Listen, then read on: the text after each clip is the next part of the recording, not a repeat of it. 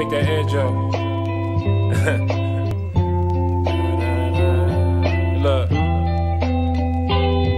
Words form images more vivid than Da Vinci's canvas. His pen is a camera, in dark rooms developing his stanzas. They never see him out much, he's into mad science. Antisocial tendencies inside him, gave his heart to the masses. Every 16 was like magic. Every word he spoke ignited a spark. Every 16 could light matches. They're probably not cognizant of all his dynamics. With the right hand that could divide atoms, he writes anthems. With the will of the band that played in the sinking Titanic.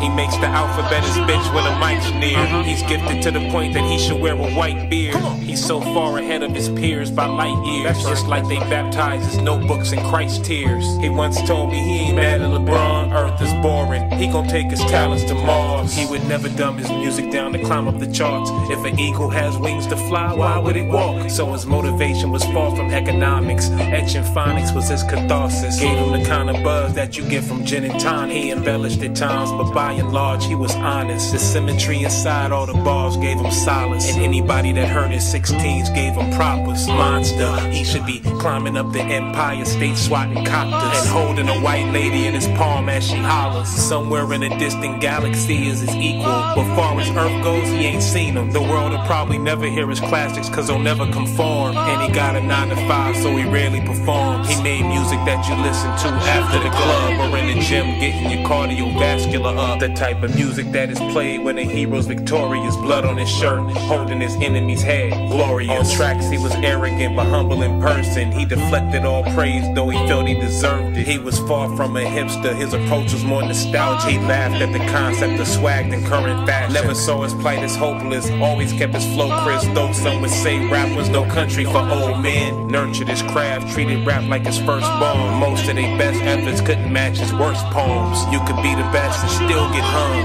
Ask Jesus, rest in peace to Biggie and Pun. His approach was more cerebral, but most were too lazy to Google all his speeches. If they took the time to research what he was speaking, they would realize he was on the precipice of genius. He's the one they hesitant to beef with. Should've seen all the meat eaters he turned vegan. The way that he bodied every single freaking feature. Rewind buttons never got pressed so frequent. He's fresh as no secret.